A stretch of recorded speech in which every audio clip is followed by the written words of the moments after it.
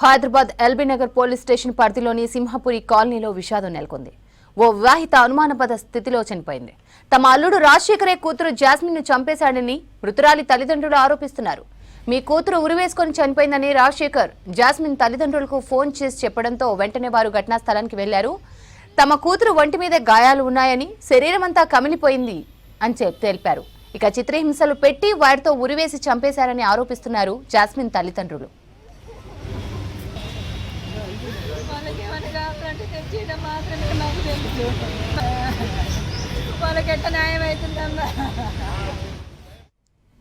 తమ కూతురు మృతికి అల్లుడు రాజశేఖర్, అతడి తల్లి వేధింపులే కారణమని ఎల్బీ నగర్ పిఎస్ లో ఫిర్యాదు చేశారు జాస్మిన్ పేరెంట్స్. పెళ్లైన 3 ఏళ్ల నుంచి తమ అల్లుడు రాజశేఖర్ డబ్బుల కోసం జాస్మిన్ ను వేధింపులకు గురి చేసేవాడని ఆరోపిస్తున్నారు. గతంలోనూ చాలా సార్లు ఇబ్బందులకు గురి చేస్తే ఖమ్మం మహిళా పోలీస్ స్టేషన్లో రాజశేఖర్ పై ఫిర్యాదు చేశామంటున్నారు. పెద్ద మనుషుల సమక్షంలో మాట్లాడిపించినా రాజశేఖర్ బుద్ధి మారలేదంటూ ఆగ్రహం వ్యక్తం చేస్తున్నారు.